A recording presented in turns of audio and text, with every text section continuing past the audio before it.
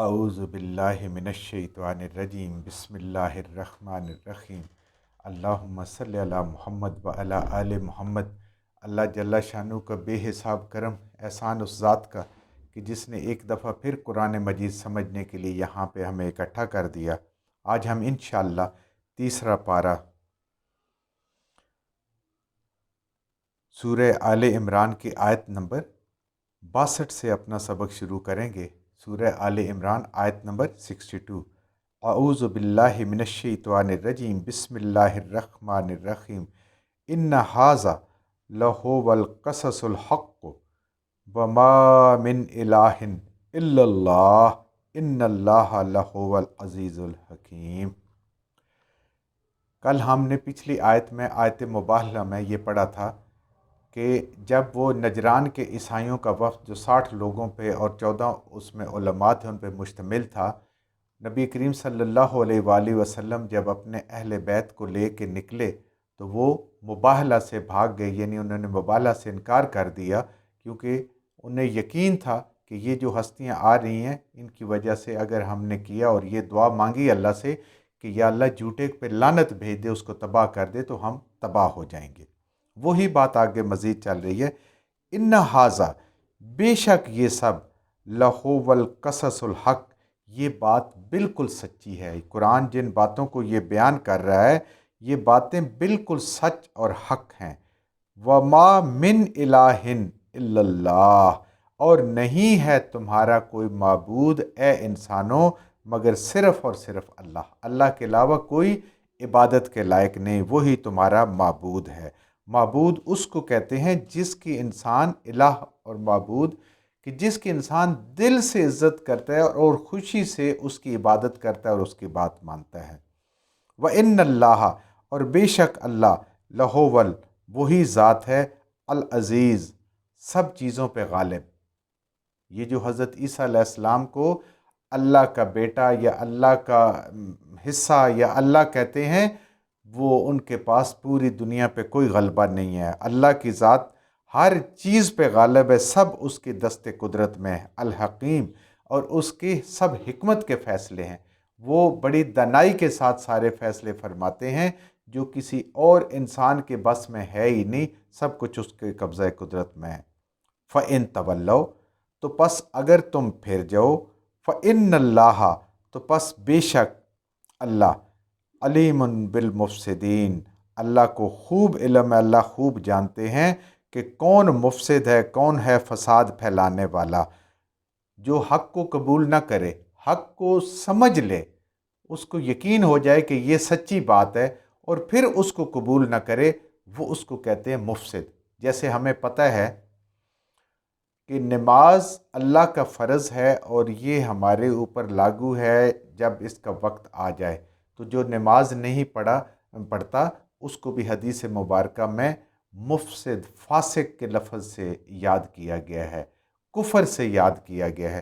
تو مفسد وہ ہوتا ہے کہ جو حق کو جان کے صحیح سمجھ کے اللہ کے حکم کو، نبی کریم صلی اللہ علیہ وسلم کے حکم کو وہ نہ مانے، اس کو مفسد کہتے ہیں۔ تو اللہ جانتا ہے اگر تم یہ بات نہیں مانتے ہو جو نبی کریم صلی اللہ علیہ وآلہ وسلم نے اللہ کے حکم سے علمی دلائل سے تمہیں ساری باتیں سمجھائی ہیں، تو پھر اللہ جانتا ہے مفسد کون ہے جو سمجھ کے بھی سب کچھ نہیں مان رہا۔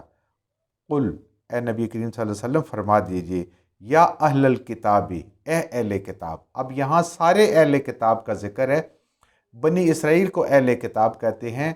جب یہ وفد نبی کریم صلی اللہ علیہ وآلہ وسلم کے پاس مدینہ میں آیا تو جو یہود تھے دور کے، انہیں بھی جب پتہ چلا کہ اس طرح علم کی ایک محفل ہونے والی ہے، ایک بات چیت ہو رہی ہے، تو وہ بھی اس میں شامل ہو گئے۔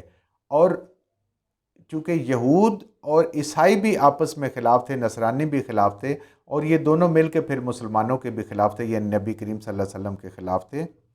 تو اب اللہ کہہ رہے اپنے حبیب صلی اللہ علیہ وآلہ وسلم کو کہ اے اللہ کے حبیب، آپ فرما دیں، یا اہل الکتاب، اے اہل کتاب، تعالو، او الی کلمۃ، او اس بات کی طرف۔ اب یہ حجتیں تم نہیں مانتے ہو تو چلیں اس چیز کی طرف آؤ کہ جو ہمارے درمیان ایک کامن چیز ہے۔ کون سی؟ تعالو الی کلمۃ، او اس بات کی طرف، اس کلمہ کی طرف، سواء بیننا و بینکم، جو ہمارے درمیان اور تمہارے درمیان بالکل کامن ہے، جو ایک ہی بات ہے۔ وہ کیا ہے؟ اللہ، ہرگز نہیں یا خبردار، نعبد الا اللہ، اللہ کے علاوہ کسی کی عبادت نہ کرو، اللہ کے علاوہ کسی کی بھی بات نہ مانو۔ اب عبادت بڑے وسیع معنوں میں استعمال ہوتی ہے یہاں قرآن میں اور عربی میں۔ ہم عبادت صرف سمجھتے ہیں کہ ہم نے روزہ رکھ لیا، ہم نے زکوٰۃ دے دی، ہم نے حج کر لیا، ہم نے نمازیں پڑھ لی تو یہ عبادت ہوگی، نہیں۔ 24 گھنٹے کی زندگی انسان کی اگر وہ اللہ کے حکم کے مطابق، نبی کریم صلی اللہ علیہ وسلم کی سنتوں کے مطابق چلتی ہے تو یہ عبادت ہے۔ جب ہم سورہ یاسین صبح شام تلاوت کرتے ہیں نا، تو اس میں آتا ہے نا کہ شیطان کی عبادت نہ کرو۔ تو شیطان کی عبادت تو انسان نہیں کرتا ہے، شیطان کے لیے نہ نمازیں پڑھتا ہے، نہ روزے رکھتا ہے، نہ کرتا ہے، شیطان کی مانتا ہے، اس کی مان کے ان چیزوں کو چھوڑ دیتا ہے۔ تو یہ چیز جو ہے کہ اللہ کے علاوہ کسی کی نہ مانو، اللہ کی عبادت کرو، یہ وہ تعلیم ہے کہ جو اول سے شروع ہوئی ہے اور آخر تک یہ تعلیم ایک ہی رہی ہے۔ حضرت آدم علیہ السلام کی بھی توحید کی تعلیم یہی تھی، شریعت مختلف تھی۔ اس کے بعد نبی کریم صلی اللہ علیہ وسلم تک اور جتنے انبیاء بھی آئے اور آپ کی تعلیم سب کی لا الہ الا اللہ، اللہ کے علاوہ کوئی معبود نہیں ہے، صرف اسی کی عبادت ہے۔ آگے شریعت، حرام حلال، نمازوں کے اوقات، رکعتوں کی تعداد، روزوں کی تعداد، حج کرنے کا طریقہ، عبادت کرنے کا طریقہ، یہ بدلتا رہا، لیکن یہ اول دن سے لے کر آخر دن تک یہ کلمہ ایک ہی رہنا ہے۔ تو اللہ کہہ رہے ہیں اپنے حبیب صلی اللہ علیہ وسلم کے ذریعے سے کہ اے میرے حبیب، ان سے کہہ دیں کہ اے اہل کتاب، آؤ اس چیز پہ جو تمہارے انبیاء کے درمیان، تمہاری کتابوں کے درمیان اور ہمارے درمیان بالکل ایک ہی ہے، اور وہ ہے اللہ نعبد الا اللہ، اللہ کے علاوہ کسی کی بات نہ مانو اور صرف اللہ کی عبادت کرو۔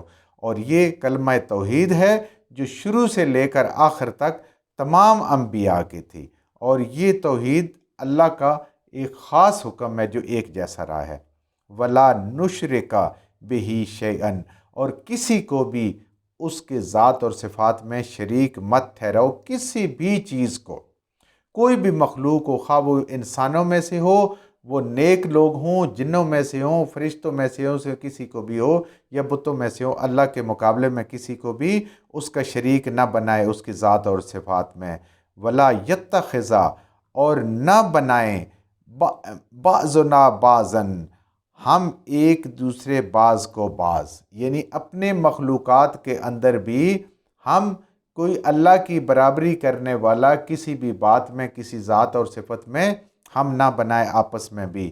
کیا؟ اربابن، رب، آپس میں بھی انسانوں میں سے بھی کسی کو رب نہ بنائیں، من دون اللہ، اللہ کو چھوڑ کر۔ اللہ کا نام جو ہے وہ اللہ ہے، رب اللہ کی صفت ہے، اور رب وہ چیز ہے کہ جو اللہ کی وہ صفت ہے کہ جس میں اللہ ہر مخلوق کی ہر ضرورت کو، ہر حاجت کو پورا کرتے ہیں۔ اس کو اس دنیا میں زندہ رہنے کے لیے جو ماحول پرووائڈ کرتے ہیں اللہ تعالیٰ، سورج کی ضرورت ہے، چاند کی ضرورت ہے، تاروں کی ضرورت ہے، بارش سے بچنے کے لیے اور بارشیں برسانے کے لیے، سارا جو نظام ہے وہ کرنے والا رب ہے، اولاد دینے والا وہ ہے، رزق دینے والا وہ ہے۔ اگر انسان کسی بھی اور ہستی سے ان چیزوں میں سے کسی ایک چیز کی بھی امید رکھ لے تو اس نے اس کو اپنا رب بنا لیا۔ تو یہاں پہ یہ کہا جا رہا ہے کہ ہم آپس میں بھی ایک دوسرے کو رب نہ بنائیں اللہ کو چھوڑ کے۔ رب بھی ہمارا اللہ ہے، ہماری ہر چھوٹی سے چھوٹی، بڑی سے بڑی ضرورت اور ہر مخلوق کی بڑی سے بڑی، چھوٹی سے چھوٹی ضرورت پوری کرنے والی وہ اللہ کی ذات ہے، وہ اللہ ہے۔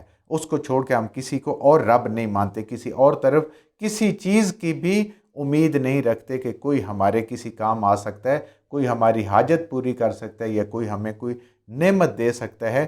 ساری نعمتیں میرے اللہ کی طرف سے ہے۔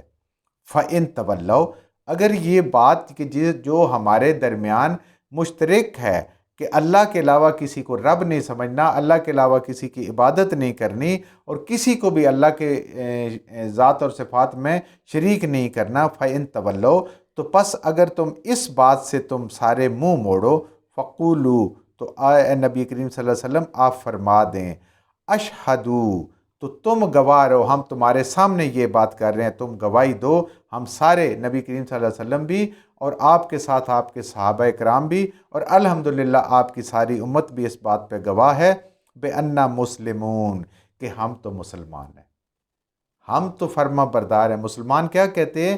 کہ جو اپنی مرضی کو اللہ کے سامنے سرنڈر کر دیتا ہے، سر کو جھکا دیتا ہے کہ جو میرے رب کا حکم، میری کوئی مرضی نہیں ہے، میری کوئی حیثیت نہیں ہے، جو کچھ حکم ہے وہ میرے اللہ کا ہے، میرا کچھ بھی نہیں ہے۔ تو ہم تو مسلمان ہیں، اپنے آپ کو ہم تو فرما بردار سمجھتے ہیں، مسلمان سمجھتے ہیں۔ تم یہودی بھی نہ مانو، نصرانی بھی نہ مانو، لیکن اس بات پہ گواہ ہو، ہم تمہارے سامنے یہ کہہ رہے ہیں کہ ہم مسلمان ہیں۔ یا اہل الکتاب، اے اہل کتاب، سب کو پھر یہود اور نصارہ سب کو خطاب کیا جا رہا ہے، لم تحاجون فی ابراہیم، کیوں جھگڑتے ہو تم حضرت ابراہیم علیہ السلام کے بارے میں؟ پیچھے بھی ہم نے پڑھا تھا نا کہ حضرت ابراہیم علیہ السلام کو اللہ رب العزت نے تمام انسانوں کا امام بنا دیا کہ ان کے کچھ آزمائشیں کی جن میں وہ پورا اترے، اور اللہ نے اتنی ان سے محبت کی، ان کو خلیل اللہ کا خطاب عطا فرمایا، اور تمام انسانوں کا۔ اور اس وقت بھی دنیا میں یہودی بھی، عیسائی بھی، مسلمان بھی، سب ان کو اپنا بڑا مانتے ہیں۔ نبی کریم صلی اللہ علیہ وسلم بھی فرمایا کرتے تھے کہ میں حضرت ابراہیم علیہ السلام کی ملت سے ہوں، میں ان کی دعا سے ہوں۔ آج بھی دیکھیں ہم قربانی دیتے، نبی کریم صلی اللہ علیہ وسلم میں کتنی سنتیں جاری ہیں ابراہیم علیہ السلام کی، قربانی سنت ابراہیمی کہلاتی ہے۔ درود شریف جو ہم نماز میں پڑھتے ہیں وہ درود ابراہیمی کہلاتا ہے، یہ اور صحیح کرتے ہیں وہ بھی حضرت ابراہیم علیہ السلام کی سنت ہے۔ طواف کرتے ہیں، یہ ساری وہ سنت ہے جو نبی کریم صلی اللہ علیہ وسلم کے بھی اور آپ سے پہلے بھی جو انبیاء تھے ان میں یہ رائج تھیں۔ تو اے نبی کریم صلی اللہ علیہ وسلم، اللہ حکم دے رہے کہ آپ کہیں کہ اے اہل کتاب، تم میرے ساتھ کیوں جھگڑتے ہو حضرت ابراہیم علیہ السلام کے بارے میں؟ کیونکہ آگے ہم انشاءاللہ پڑھیں گے کہ یہودی کہا کرتے تھے کہ وہ یہودی تھے، نصرانی کہا کرتے تھے حضرت ابراہیم علیہ السلام نصرانی ہیں۔ قرآن ان دونوں کے ان باتوں کو رد کر کے حضرت ابراہیم علیہ السلام کو شرک سے پاک مسلمان کہہ رہے ہیں۔ وَمَا أُنزِلَتِ التَّوْرَاةَ، اور نہیں اتاری گئی التورات و تورات، والانجیل اور انجیل، الا من بعد، ان کے بہت بعد۔ یعنی جب تورات اتری تو تورات سے گروہ بن گیا یہود، جو اپنے آپ کو کہلائے، جنہوں نے اپنا نام ٹائٹل مسلمان سے ہٹا کے یہود رکھ لیا۔ اور جب انجیل اتری تو انہی بنی اسرائیل میں سے ایک گروہ جو انجیل پہ ایمان لایا، حضرت عیسیٰ علیہ السلام پہ ایمان لایا، وہ نصرانی کہلایا۔ انہوں نے اپنا ٹائٹل مسلمان کے بجائے نصرانی رکھ لیا۔ تو اللہ کی ذات فرما رہی ہے کہ تورات جب تم یہودی بنے اور انجیل جب تم نصرانی بنے، یہ تو اس کی بعد کی بات ہے۔ حضرت ابراہیم علیہ السلام تو اس سے بہت پہلے تھے، تو یہ ٹائٹل تم نے اب لیا تو وہ کیسے یہودی ہو گئے، وہ کیسے نصرانی ہو گئے؟ لیکن آدم علیہ السلام کی امت سے لے کر نبی کریم صلی اللہ علیہ وآلہ وسلم تک تمام امتوں کا جو ٹائٹل اللہ نے دیا ہے وہ دیا ہے مسلمان، نہ یہودی دیا ہے، نہ عیسائی دیا ہے، نہ اور آج ہم فخر کرتے ہیں مختلف اپنے گروہوں میں تقسیم ہو کے ہم کہتے ہیں ہم فلاں ہیں فلاں ہیں۔ اللہ نے یہ ٹائٹل ہر امت کو مسلمان دیا ہے اور ہمیں بھی مسلمان دیا ہے۔ افلا تعقلون، تو کیا تمہارے اندر اتنی عقل بھی نہیں ہے کہ تم یہ سمجھ سکو کہ یہ تو تم آج اپنے اوپر ٹائٹل لگا رہے ہو، حضرت ابراہیم علیہ السلام تو اس سے پہلے تھے، تو ان کے اوپر یہودیت کا، نصرانیت کا یہ تم کیسے جھگڑا کر سکتے ہو کہ وہ یہودی تھے اور نصرانی کہتے تھے وہ سارے کے سارے نصرانی ہیں؟ حضرت ابراہیم علیہ السلام سے یہ کتابیں بہت بعد میں اتری ہیں، یہ گروہ بندیاں جو تم نے کی ہیں یہ بہت بعد میں کی ہیں، آپ تو بہت پہلے گزرے ہیں۔